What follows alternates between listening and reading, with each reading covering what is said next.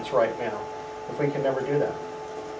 The people that that don't have the cells operating correctly to start eating bone away that's not needed anymore, we wouldn't be able to walk. We would be gigantic in bones. Pressure on bones builds bone density. Cells create more. Same thing with the fascia. It's soft tissue. When we have more stretch in a certain area, our collagen fibers will want to reinforce that area with more collagen fibers. Fluid is not supposed to be there. It's not supposed to be in these areas like this. You're not supposed to have small areas like this. We are in a constant state of edema. If you have too much fat in your body, chances are you've got fluid around. Okay? Well-known, documented medical fact.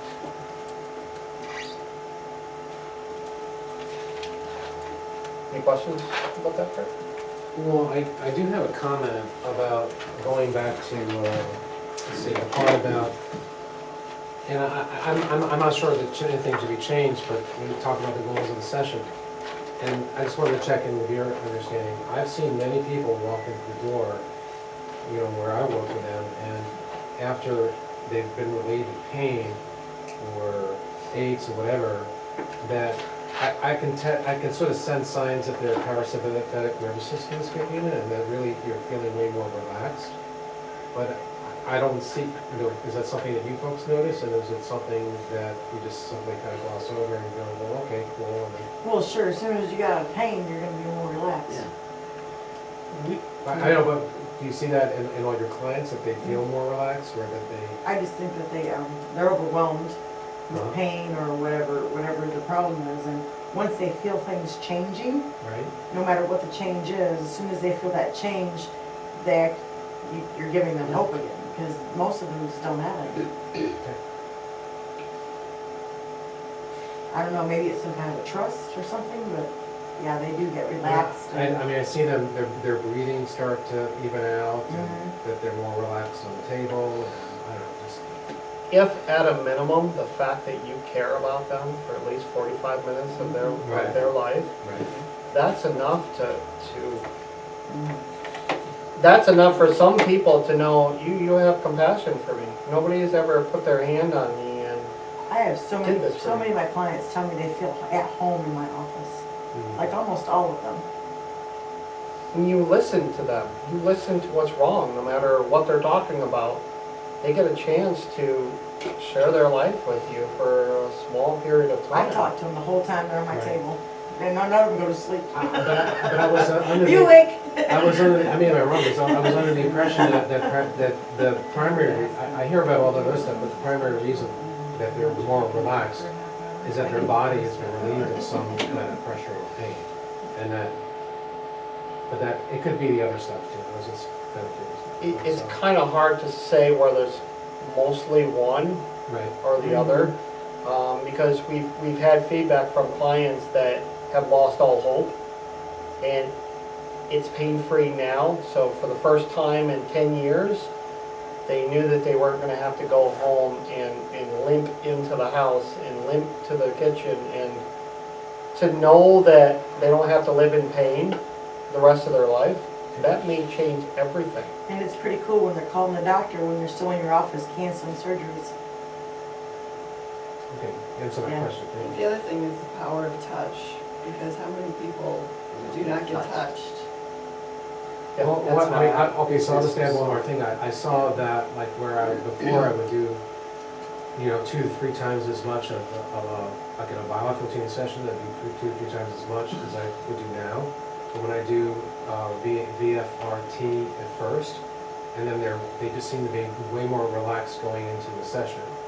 And, you know, so when I was doing the BT before, you know, I was still paying attention to them and I was still caring for them, but I didn't have my hands as much, you know, on them. So that's just something I'm noticing anecdotally, so I don't have a scientific, you know, like, this is what happens. Wasn't it a medical fact that oxytocin is created when someone's touched? Yeah. Actually, it's both people, the giver and the receiver. There's a bunch of Create other more oxytocin chemicals. and- Well, but with VFRT, our hands are on sometimes, but then we got the tuning forks instead, so that's the part. Yeah, Kathy went. Clarification, sorry, it's slightly different. Are you done with that, Fred? No, it's fine. I don't want to interrupt. No, It's kind of hidden at the bottom of page 12, where it says the white fluid spaces are not a normal part because. So it's the because that I want to make sure I get this. So the fascia network excretes this gel, the proteoglycan. Yep. So when the fascia gets tight and constricted, it doesn't. Is that what that when it loses its slipperiness? Is that because it stops doing that? Or is it because, I mean, I've always had the feeling in my fingers that when I'm working, what you're doing is rehydrating the fascia almost. It makes it slippery again. Is that, Well, Which one are you talking when about you- here? the last line on page 12? when it gets looser, it White feels fluid, like I don't it's easier to It move. moves, right. But it's just, I think it's just because it's looser now. So what I'm sounds looking tight. at is kind of the difference between how that creates these fluid-filled pockets, these edema pockets. But what we're still trying to do is to get the fascia slipperier again. Does that What mean is, what is creating the fluid-filled pockets?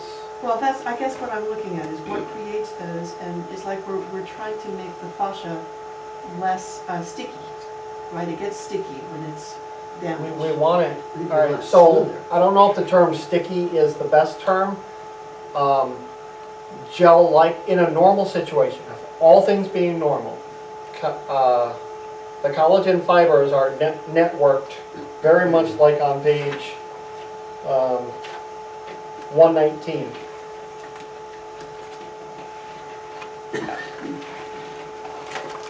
So page 119, this goes into the oh,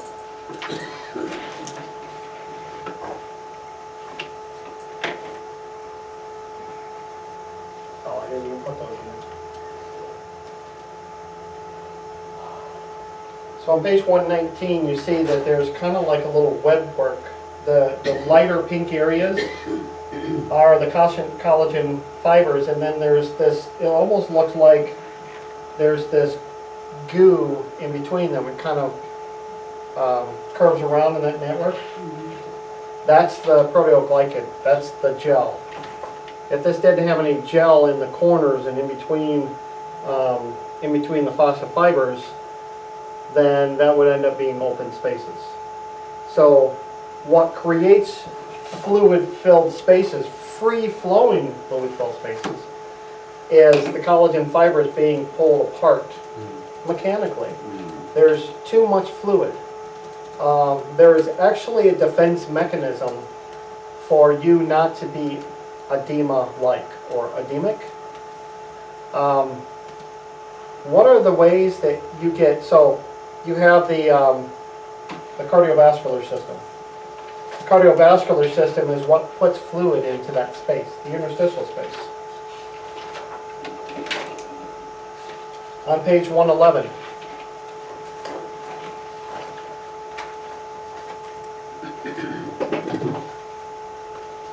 On page 111, you see that we get fluid into that space to feed our cells. It comes from the plasma in our blood. It gets pushed out the capillaries right into that space. And as Bobby Joe was saying, that the fluids, the plasma fluids with all of the stuff that our cells need, when it gets pushed out, if there's free-flowing water or free-flowing area in there, it'll shoot past the cells. The cells have feelers waiting for the thing it's looking for. And it slowly through that proteoglycan gel, the gel makes that stuff slow down, so it goes, oh, that's what I'm looking for. Very sloth-like. If we didn't have the gel, all that stuff would just be, oh, wait a minute, I'll wait for the next one. So free-flowing areas have no gel to slow it down. That's what slows our interstitial Why fluids isn't down. there gel? That's what I'm. Why is it what? Why isn't there gel in those areas? Because what we think is happening is that there's, so you get enough fluid into that space. And it's actually, you notice that these cells are pretty close together. The capillaries that push out the plasma is only supposed to do it on demand. the cells in this area need more stuff, need more fluid. And it actually turns valves in your arteries to let more stuff out to feed this localized area. It's very localized.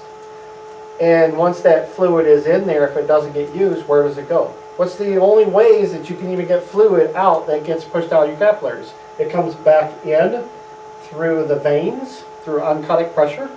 So it gets sucked back in and keeps going and goes around in that loop. But then you have that lymphatic capillary that is supposed to be the drain to pull it up and get it out of there. Well, it's the lymphatic capillaries are actually designed, they're holes that allow intake of that fluid to clean it and bring it back up and recycle it into the heart. Those capillaries that allow intake are actually attached to the collagen fibers. Okay? So let's say that you start to get too much fluid in your interstitial space. It starts to stretch those collagen fibers. Maybe these are two collagen fibers. They start to stretch apart. That actually opens up the intake valves from the lymphatic vessels to take more fluid in. It's a backup process.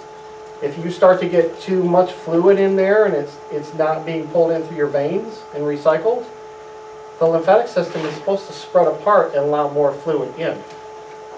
But what happens if that fails? My basement in my house in Homer, set on a low-lying area. The basement would flood at least once a year. We had sump pumps.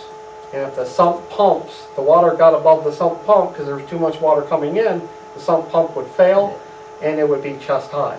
Of course, that was Bobby Joe's dad's problem after that. And she ended up losing all of her childhood stuff in the same house, the same basement. So once there's an overwhelming of the sump pump, the lymphatic vessels, it can't bring that much more in. Then it not only goes from stretching apart, but it gets slammed shut now because there's overpressurization. At some point, it's not like all that stuff can drain out on its own. So is the pressure, that buildup, that forces the fluid buildup? I believe it to be yes. Oh, okay. I believe that the defense mechanism for too much fluid pressure is to open up the valves of the lymphatic vessels. So But once it gets too far, then it's slammed shut. I think that it closes them back up because you have fluid pressure buildup. And I've seen it in medical literature and it's been backed up to know what is causing what they consider first level edema, second level. What we're seeing with Jack is up in the third level where the lymphatic system is completely shut down in certain areas. So So it's localized pressure because it's contained somewhere, maybe with the fascia fibers.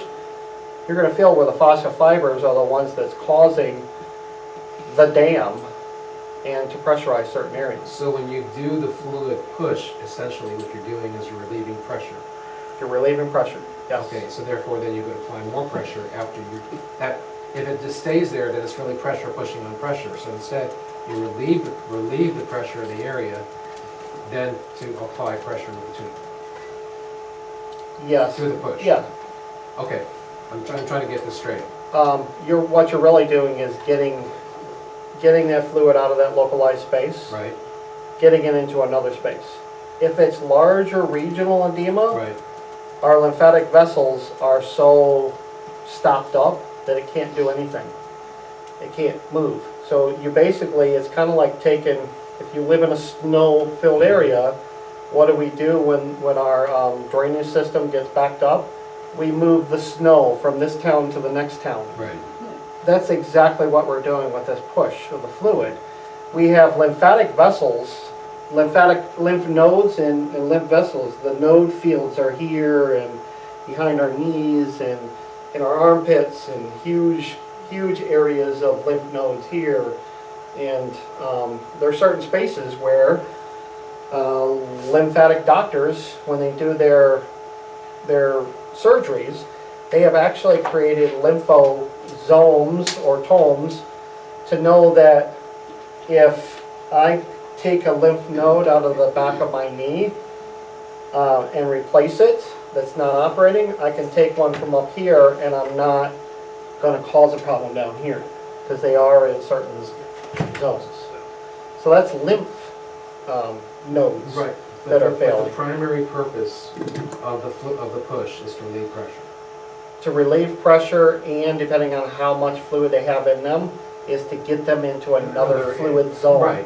Right, but getting into another fluid zone is also relieving pressure. It's Yes. still relieving pressure. Yes. Right, okay, got it. It could be more localized to where it's actually a knot or an area like this. Uh-huh. If I got a flu shot right here, Right. and we talked earlier about the compartmentalization that happens with your fascia, that fluid's gonna stay right there. Right. And until you remove the barrier, or I could force it out. Right. In fact, you will find that most of the people that are having shoulder problems, we're gonna see this in this class, that the fluid that happens right here for some reason, maybe it's a side sleeper, and they're sleeping at night on that shoulder, and they create their own localized area.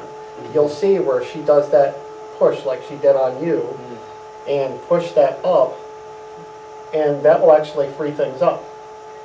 Then there's also the pulling of the pressure here on this area. You'll also find that they have swollen lymph nodes on the other side. Kind of getting ahead of myself, but this goes to show you where compartmentalization actually happens. Lymph nodes back behind the knee. You'll find that most people that have problems with their knee here, the lymph nodes are so swollen behind the knee, it's pulling all of that fascia and skin against your patella, and you start to relieve and get the fluid out of the lymph nodes, and the pain starts to go away in the knee. That's just another thing about looking to see where the fluid compartmentalization is happening. So that's one answer, pushing it away from the local area. Thank you. Kathy, you were talking about how does the free flow area happen? That No, was what I your- was wondering more about was why the fascia, does it continue putting out the proteoglycan gel? Even when this is going on, is it still producing that gel? Or does it dry up? No, I don't think that it dries up. Okay. No, I haven't seen anywhere where it stops creating its proteoglycans. So I had the idea that when the fascia network gets really clumped and folded and so on, that it also became less viscous. Is that true? Did I get something wrong? That could be true, considering the fact that a cell in the area is the fibroblast cell, the producer of that. Once it starts to get dehydrated, it's in the same environment that it's trying to protect. So it could be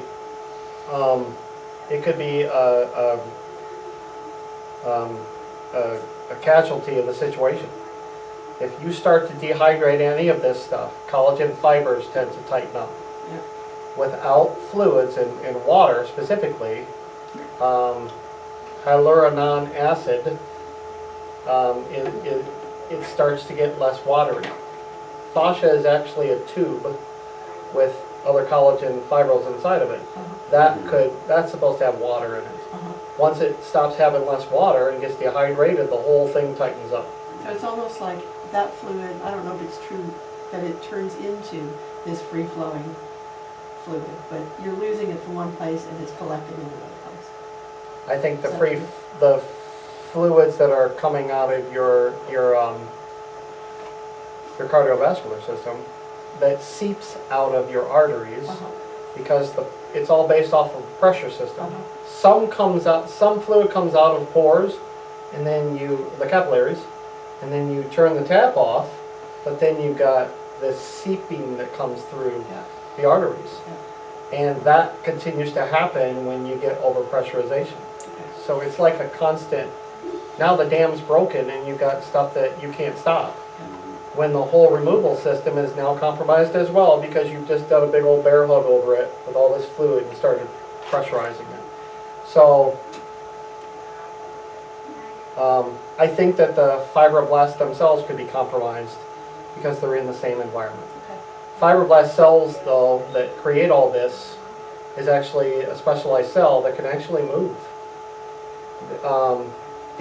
Usually cells are so compact in a space and they only do very distinct things. Fibroblast cells can create huge networks. It's kind of like a spider in a web. That spider creates a huge web, but it's one spider that did the entire thing. A fibroblast cell is kind of like that.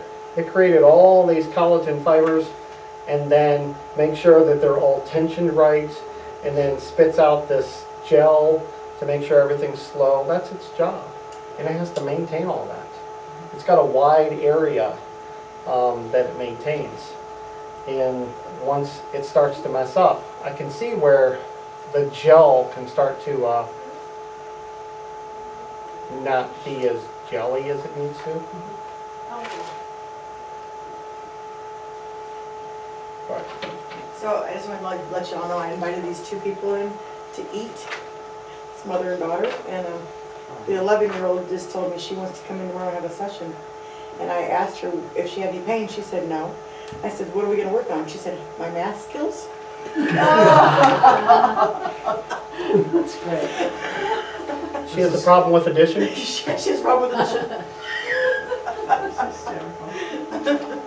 There's a place on the body for that. When I figure that one out, I'll let y'all know. I think that's in the neck as well. I got a joke about that, but I'll tell him later.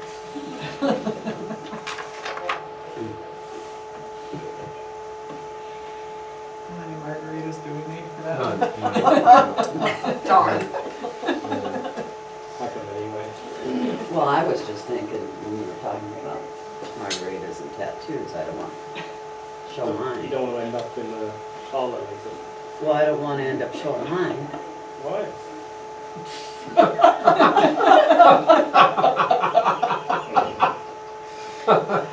More margaritas. Well, that'd be a good time to tell you you're about to put your hands on each other. With gloves on. All right, so one last thing I'd like to talk to you about with triggers and causes, that last part on page 9. Let me bring it back in the front of that. Oh.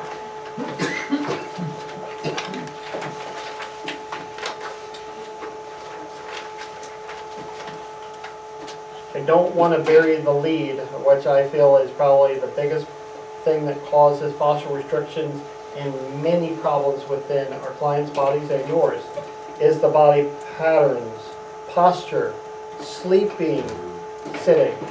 Sleeping is probably the biggest thing. And you'll see that with this head and neck thing, which we're going to see in the groupings of protocols, that there's a laundry list of things that just getting rid of the fluid in the neck and getting this ring of fire, this fossil structure that happens here, that everything above it, high blood pressure, migraines, headaches, sinus pressure, ear problems, TMJ, nerve problems, it just starts backing up into the head. Hair loss, probably the biggest fluid, well documented, the most fluid filled space is the top of your head. The cranial aponeurosis. That's one of the reasons why. You can see the entire shape of the aponeurosis in a picture we have here, and it is the exact shape of male pattern balding. And that's how we can cause our hair to actually grow again, is by doing that anti-aging session, the hair regrowth, and new hair will grow if you can get the fluids away from the hair follicles so that it can get its nutrition. Bobby Joe, she's done it enough on herself where she has these annoying hairs because her hair is very long.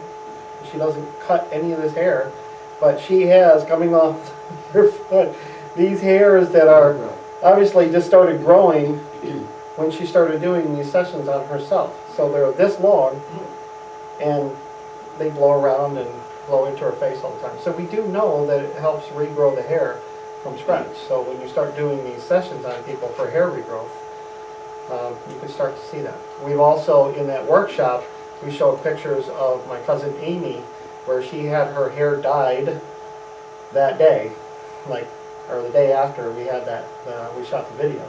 And you can see the color of the hair that she got dyed. You can see how long that hair growth was, and you can see exactly where we worked on in the video where it stopped, about right here, because she was laying on the bed. You can clearly see where her gray hair roots were right here, and then everything from here forward was the color of her natural hair. So I've been doing mine since she posted about that, and I was completely grey, and now it's kind of browny again. It's kind of really interesting. So it is changing its color. Oh yeah, you can see it all coming through. The rest of the grey is like all the new hair growth is dark. And it really, it's not like your gray hair that's already grown out is magically gonna change its color. It's the new growth that's changing its color. Because it has oxygen, it has nutrients now. It feels different as well. Like it's Does it? soft and yeah. Like it used to be kind of wiry and and hard Like to grey work. hair. Like grey hair, and now it's all soft again. So, Good. very interesting. So that's because what's going on up there is just not, It's getting I strangled, think it's the basically. same thing, you have edema underneath the skin, it's causing the nutrients not to get to the hair. There'll be a picture back here that we're gonna show you, the You anti. can, you you can can feel see. the scalpel tingles after you've done it. You can almost feel like the kind of aliveness under the skin. It's really interesting. We actually see the same exact things that we see in edema areas in the rest of the body is still happening in the top of your head. It's causing the color to change as well, because it's not getting the nutrients it needs to maintain your color. And you can bring is that it color because back. this is all congested? This is all That's- backed up? that's part of it, the yeah. lymph? I haven't done any of that. It's just like it's literally been Yeah, here. Because you're working directly on there, so it just drops down. You can get it away from here, but long term, it would make sense that if you didn't have, and we noticed the pattern, started tracking the pattern of people that have sinus problems are probably have male pattern balding. And that is a theory that we have, and more often than not, we tend to have that theory prove itself. That constant fill up here of fluid means this has got nowhere to go, the fluid underneath this part. It's got nowhere to go when it makes it out of that compartmentalized space. Your tuning forks doing that anti-aging session can get that fluid out of there. But again, if you have fluid pressure build back up again, it's going to come right back. Sleeping. Sleeping. As soon as we go to bed, if you're bad sleepers, you can start to see the pattern of somebody sleeping. You can see line patterns in the face. The sleep lines, it'll be deeper on this side and not so much on this side. Because what are they pressing against? Fascia is actually the problem there. And a lot of these problems. The sleeping. I have my problem here because I sleep on the side. I'm starting to have buildup right here with my jaw as I talk. That little bend in the jaw actually starts to create a fascia restriction, and I start to get buildup and inflammation there. Then it starts to mess everything else up. I keep talking about this ring of fire right here. It's because when I sleep at an angle, and it's pulling unnecessarily on the fascia. Your fascia has 8 to 10 or 4 hours, however long you're sleeping. It has that long to rearrange itself to your new posture. Your body really thinks when you're sleeping, all right, that's your new posture. It's not like your fascia goes into a sleep mode and goes, oh, they're just going to be there temporarily, I'm not going to do anything. But, oh, you're in that posture now. Let me tighten up this and put more fascia over here. So is it the bed? I mean, because you would always have to sleep, right? You would just, like, my dog sleeps all the time for 10 hours a day, but it doesn't move, right? But it's not the same issue, is Your it? dog doesn't eat the food you eat. Is it the food and then is And it when the your bed? dog gets up, look how much your dog stretches. It stretches Oh, everything, yeah. back legs, front legs, everything. You don't. Yeah. There's a video of Gil Hedley, Hedley. Gil Hedley has this fuzz speech, the fuzz speech. And he talks about, he's another one of the fascia people. Your fascia layers have to slide, and this goes to what Kathy was talking about with slipperiness. There is supposed to be sliding layers there between muscle layers. You'll see that the ultrasound pictures, you'll be able to see them, I'm getting there, I say it enough today, You'll see ultrasound pictures where they do them while the person is moving. They can see changes in fascial restriction movements that get restricted. That's what we're talking about. Movements that cannot happen anymore. Because what happens during sleep is when those fascial layers that are supposed to be moving past each other stop moving, your body now starts to create fascial links in between the two. You start bridging the gap, because that's what fascia does. How your cuts get healed, let's shoot a bunch of fibers across and pull them shut. Then let's create more fascia and let's sew it shut. During the night, that's what happens in between your sliding layers. When you have a break in your arm and you cast it, one of the worst things you could do is stop moving it. Because after 3 weeks, once the break heals, your fascia starts to become permanent, set in stone, until somebody with a tuning fork comes along and changes that condition. And a lot of times what we fix is a break that may have healed, but the fascia around it didn't. So during your sleep, there's this fuzz that starts to happen, and he'll show you on the video, where it's these little fibers that start shooting the gap between two normally sliding layers. And in the morning, you're actually kind of encouraged to stretch, because that's what cats and dogs do. They stretch the fascia and they pull the fuzz apart, they rip it apart. When we press and push, what do you think we're doing? We do it slowly, so the things that are supposed to be sliding are pulling apart from each other. Ralphers, manual therapists, they're all putting hands on people and slowly pushing. Massage therapists, they're doing that, they just might be doing that too fast. Now, in the morning after we rest, we're also dehydrated, right? So is there a correlation between dehydration? I mean, I'm not saying you should have the answer to this, but I'm wondering if there's a correlation between the dehydration as well as what's going on. Absolutely. Okay. Fascia that's dehydrated tenses up. Okay. The biggest causes of tendon tears is dehydration of the fascia. Because what I've heard before, stretching in the morning is better to hydrate and then stretch, but I think what I'm hearing is stretch before you get out of bed and then hydrate, or both. It's- Okay, just curious. Sure, That's what my I think dog that's does. logical. Your dog drinks first, or do you? No, the dog stretches first, Stretches then goes first. for a drink. Yeah, that's Margarita first. and then- Stretches, then goes to the bathroom, then goes to I bed. have to be first. Black alpaca pooping. Alpaca pooping, they'll stretch while they're pooping. There's an alpaca farm outside of town here. We actually had to slow down to watch this alpaca. Wait a minute, What was it we doing? both watched it in slow Making that motion. face, you Just know. multitasking. They have reversible knees so that they have their own, They have their own Oh. chair. they can lean right back on their knees and poop. And we're like, that's a pack of pooping. What is going Do you have a on? field trip planned? I think we're gonna have That to. sounds so interesting. It was the weirdest thing. They have their own toilet. Oh, are we doing activity? Wait a minute, what? I have a question. No way. You better back up. Come on I now. have a question too. So, I'm thinking of carpal tunnel specifically on this. So, is most of the damage from carpal tunnel, which of course is repetitive motion, but is it during the sleep cycle that more damage can occur because it's rearranging? Yep. No, I don't think so. I think that the reason that you get like numb when you sleep, you know, because most people can't sleep on one arm or Right. whatever because of carpal tunnel.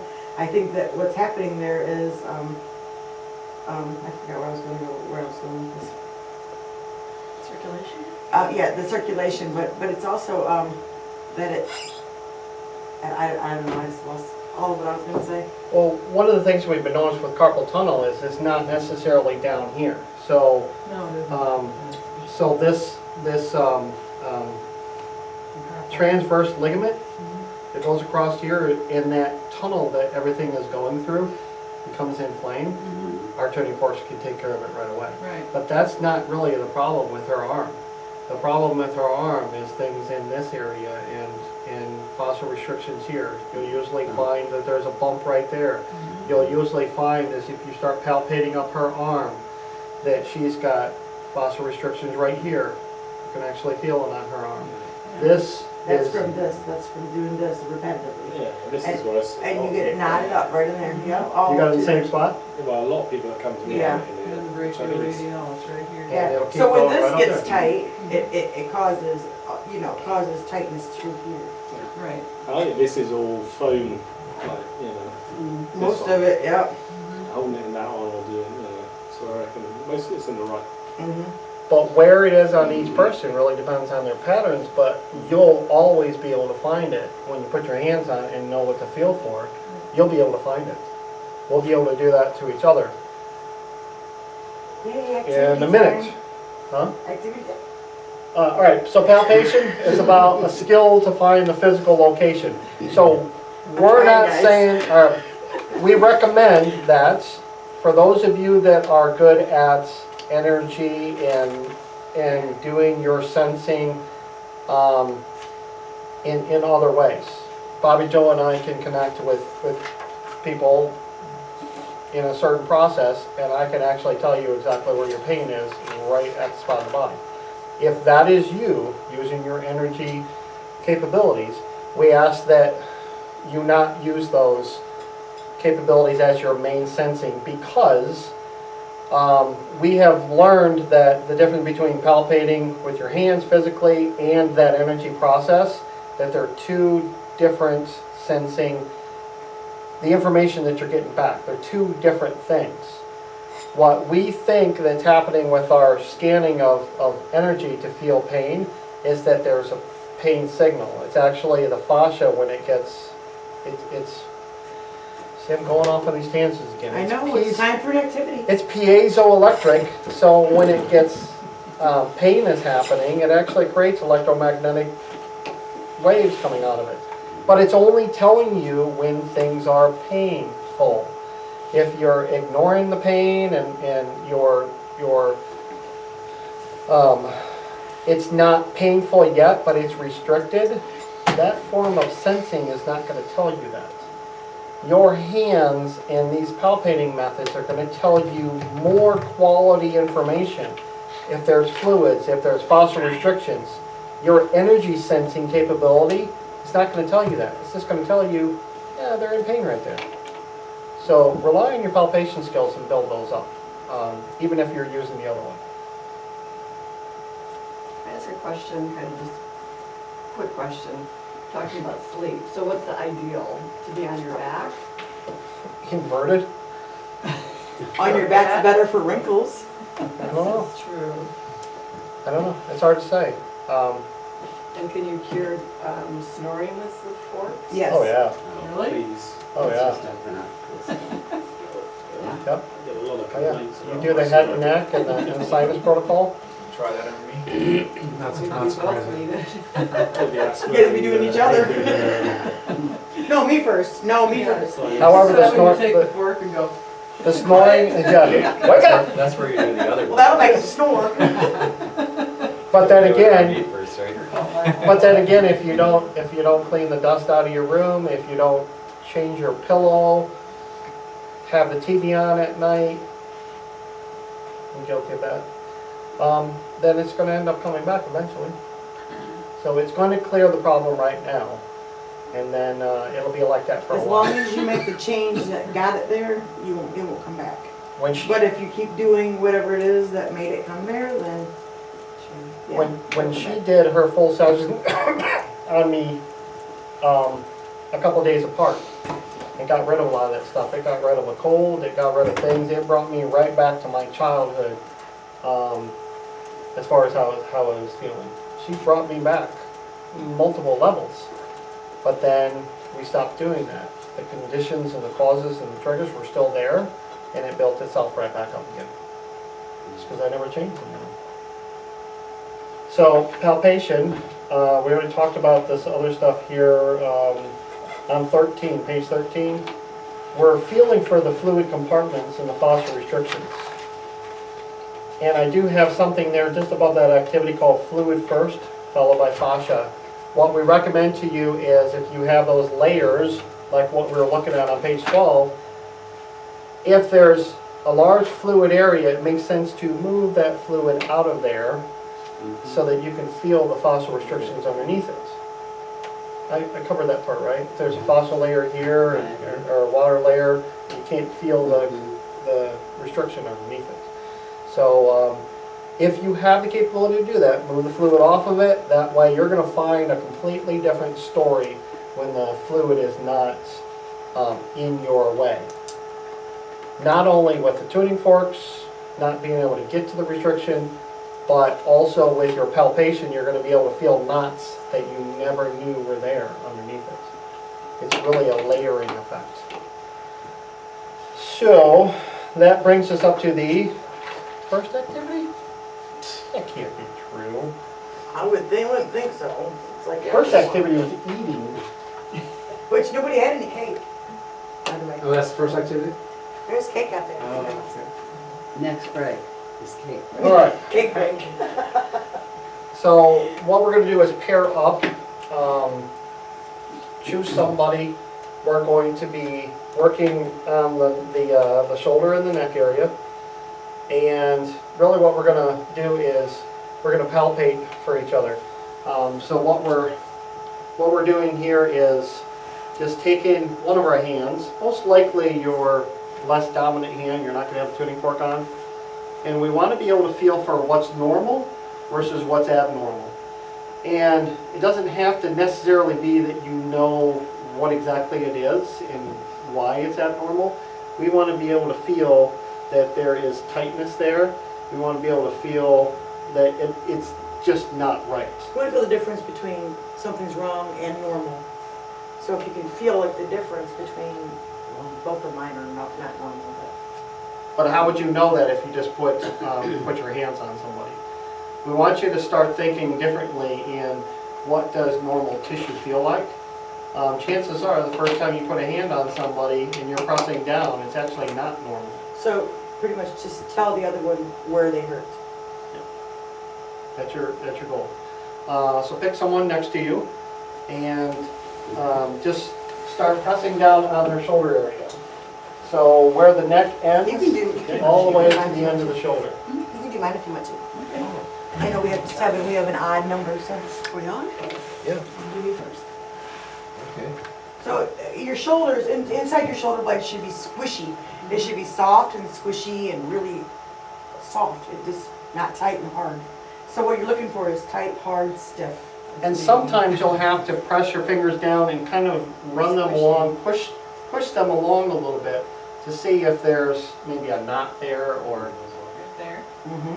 And then the person that's receiving it, tell them whether that's an area of pain. Whatever you're gonna sense with whatever hand you're not gonna use the tuning fork because you have the tuning fork in one hand and the sensing hands in the other. Initially, if your dominant hand feels a little bit better, do it with that and then come back and feel I that. think I use it, But you're doing it simultaneously, not Yeah. yeah, Gotcha. whatever works for you.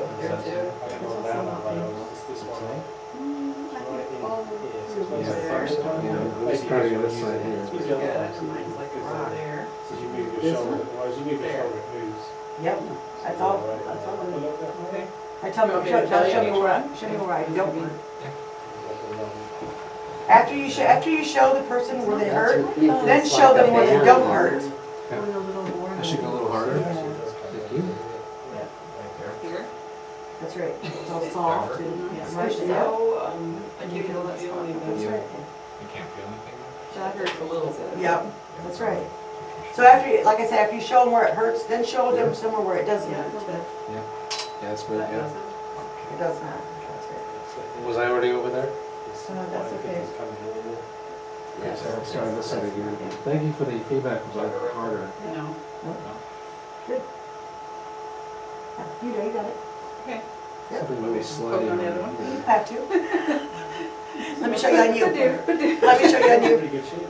so you can Seems feel like it on there's a the other little bit more side. in your, I've just had 12 sessions. on your left side. You know, On the left side? I'm sorry. On the left side, This whole thing is solid. Yeah. Oh, this Oh. one, you. Look- Hey, look Bobby at Joe, the- you missed a look bit at over there. Look at the difference. Oh, yeah. Yes, he's got it. Ian, can I Yeah, put my I hand know This up? is my Yeah, I squeezing know hand that. when I drop blood. What did I One miss? thing you notice Missed the about spot. her, can you see You the, actually feel pretty a good. lack of definition here? Sections I Yeah, I chose. see there's fluid. Yeah. Oh, she missed a spot. Oh, yeah, you're solid. Here it is, Oh, nice that's and all squishy. pretty. That's normal. Pardon? Here is That normal. doesn't hurt. Yeah, But she wasn't saying it was painful yeah. there. I Yeah, mean, so- Yeah, There, sort of. yeah. It doesn't necessarily have to be painful here. That's not Pressed up through your arm. That's not painful here. Yeah, physically. Not as much, but maybe it's a little Less bit. time. Yeah, I was feeling this Yeah, felt you soft can see, on you this can see one. on my Yep. arm where Not so Oh, much. I didn't feel that. I was We really find hard that- stuff in there. Yeah. Then That's that's not another muscle. sleeping Uh, issue, Yeah, right around a little that bit. difference right there. That's all Um, fluid. Yeah. This is probably Yeah. in Go down a little 90% bit. of people Hint, hint. Oh, on your neck, I can that feel that. tension right around that atlas, where the tissue is This hurts a just little bit in here. built up. Not- not bad. That has a lot to do with whole thing is a little constant, That Yeah, much she- better. yeah, she looks down 14. Oh, yeah, that's know nice. it, but it does. Yep. Good job, and Yeah. in trouble. You got Let it. us know. Really Yeah, I tough. know now. 15 hours in 2 days. Oh, my gosh. That's cool. Were you guys able to feel it? Oh, yeah. Were you able to feel it? Well, yeah, I can feel the difference. Yeah. between Yeah.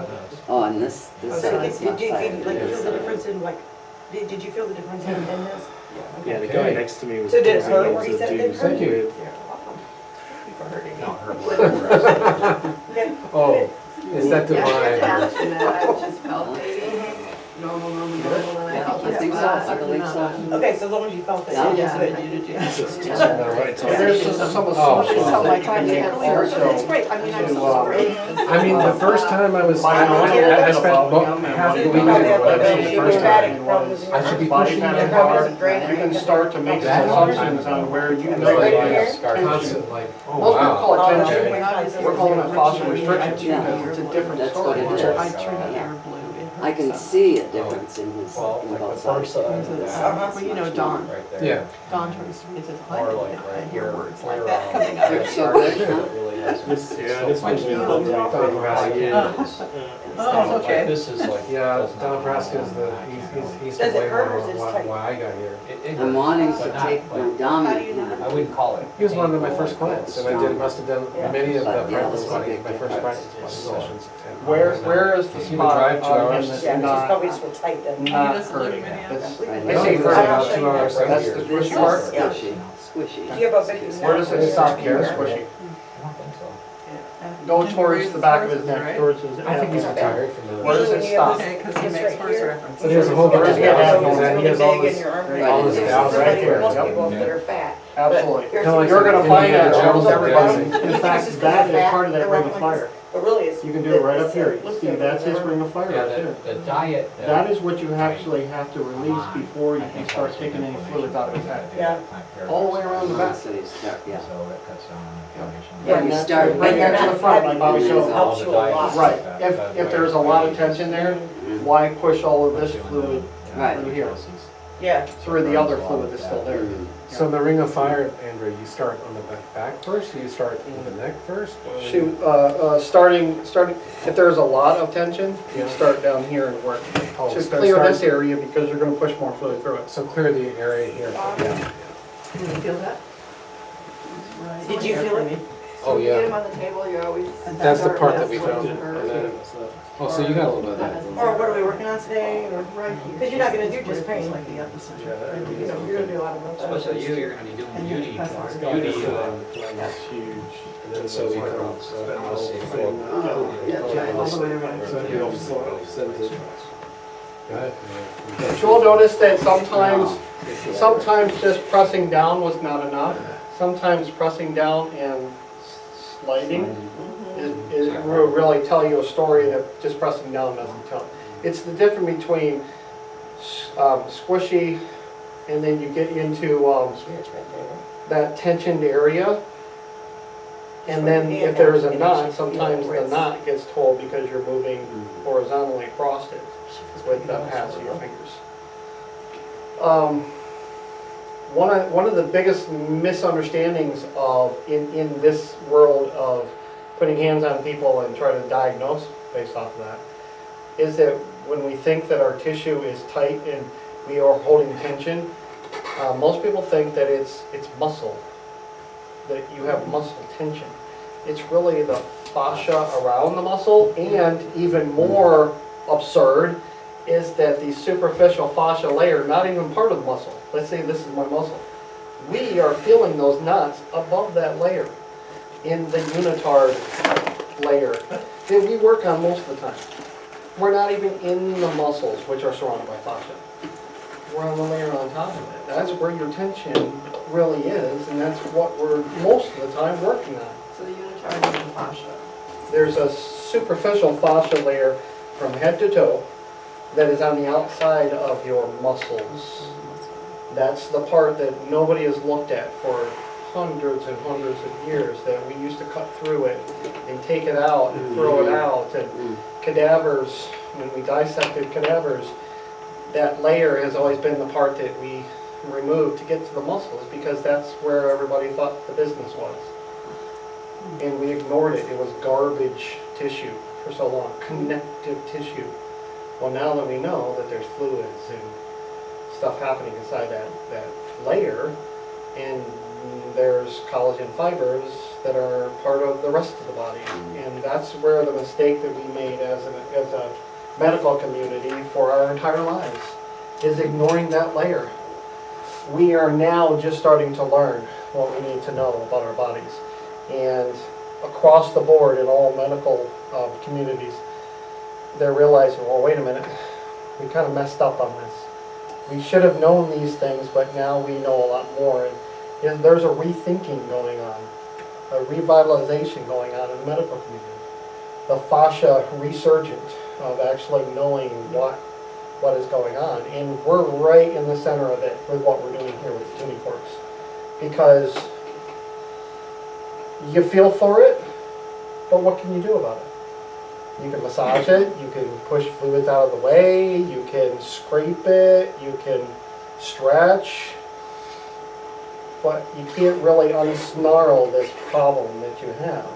The snarling and the restrictions, you really need a tuning fork and pressure to undo it. If you've ever felt those tuning forks on you when a knot has been relieved, or you've had your fingers on it and you put a placement on it, and all of a sudden it pushes up and you're like, gone. It's absurd that that is even possible in our bodies. The vibration alone won't do it. You need Like a massager or a lawnmower, it's not helping you relieve your pain. I've Or found putting a Band-Aid on. Right. I've found enough times in the fascia research where it says vibration and stretch, vibration and stretch. Vibration is not just vibration, it's vibration from a tuning fork. It's focused vibration so that area can change what it's doing. It's not whole body vibration. Otherwise, we could ride in a car and we're like, oh, I'm good. I fixed it, went out and mowed the lawn, I feel great. Let's go. It's localized. It's localized vibration. Because what's happening there is when you pull on the fascia, it actually makes the fibroblast that's controlling it go, wait a minute, what's going on? I have a new input. When you vibrate it with a tuning fork, it's multiple inputs over time. Because if one input from I got hit or I'm just moving over this way, my fascia fibers or the fascia controllers could say, oh, okay, so he's staying that way for the rest of the time. And I'd be stuck here like the Tin Man. But you don't, you move. It needs to be a pattern of inputs over time. I worked for Siemens Building Technology Division, and it was all about heating, air conditioning, ventilation, security, fire systems in a building, where we had all these sensors coming in, and we were at National Institutes of Health, this huge complex, and they had, actually, the one story that I can tell here is there was another company that we were at that they were making pharmaceuticals, and they had this huge walk-in freezer where they were bringing their batches to have to keep them at certain temperatures. And they had very specific temperature controls. So these alarms kept going off all the time. They were called nuisance alarms. Every time we're cooking something in the oven, you open up the oven just to check something, the heat from the oven sets off a smoke alarm. Just opening up the oven. Same thing happens, these nuisance alarms. Your body has the same thing. It has an own alarm system. Single inputs, like an impact or a small movement that's not considered permanent, it happens all the time. What the body needs is a constant feedback of the same type. It's a repetitive command. When you're given the tuning fork and pressing down, you're saying, listen to this command, and you're giving it 128 times per second. It is the same command because you're pressing down, you're giving a new command, but you're giving it 128 times each second.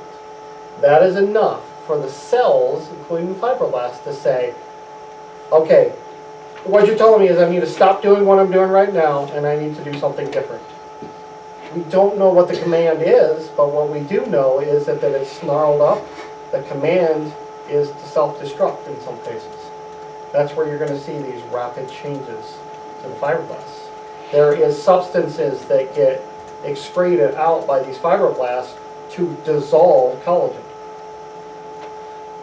It's a self-destruction of the collagen so that it can restructure itself. The tuning forks can do that. Pressure and vibration.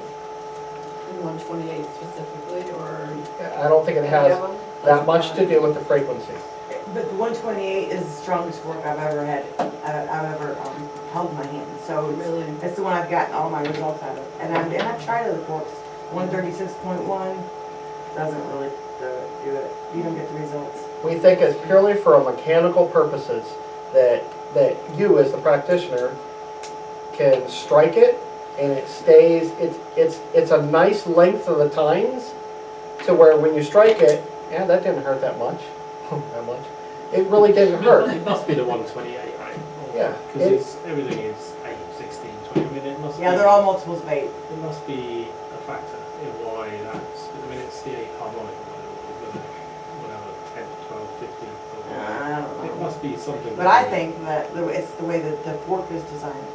The way that the center of gravity or the, you Yep. know, I think that it's actually just the way the fork's designed. You put it, if you balance this on your hand, the weights are the same weight as all the rest of the fork. Sure. So it's I think it's just the way that it's the 128 is designed. There's actually The length of the tines and. a couple of universities have done these dynamic studies of the tuning fork. It's not actually 128 hertz that are traveling down here into the stem, going into the body, that's creating the major changes that we're causing. We don't think that it has to do with the frequency coming down the fork. We think that it has to do with the torque that's happening here. And we can actually show you where they did physics, dynamics, just like we have with our cars and bridges and those dynamics of flexing. That they actually know that there's multiple ways that the weights are causing a torquing effect. Torque. We're going to get into torque in the fork in a minute. That there's an unbalancing here with the weight, and it actually causes this fork to torque in certain directions. Yeah, and if they you could actually- really see the way it was moving, it's just crazy. Some of them are just like doing this. And there's an up and down action, and that's actually what's happening here. So That's it's like when why you see like when those bridges stop Yep. and then Uh-huh. they That's don't. exactly what we're talking about. And you hardly ever get 128 hertz from the fork when you're using Twist it. as well as going up and down. It's actually frequencies anywhere from, 100 or even lower, all the way up into the thousands. Yeah, They- you get they like call a them bunch modes. of different frequencies coming off of it at once. So we think that it's just that the center of gravity or the fulcrum point for here, that we're not adding to that fulcrum point. And actually, some of the torquing that happens here, just by grabbing onto it, we negate, out of 50 of these, we negate about 20 of them just because we put our hands on there and we dampen some of them. But the ones that are still happening, the jackhammer effect that's pushing down on this has very much to do with the dynamics of the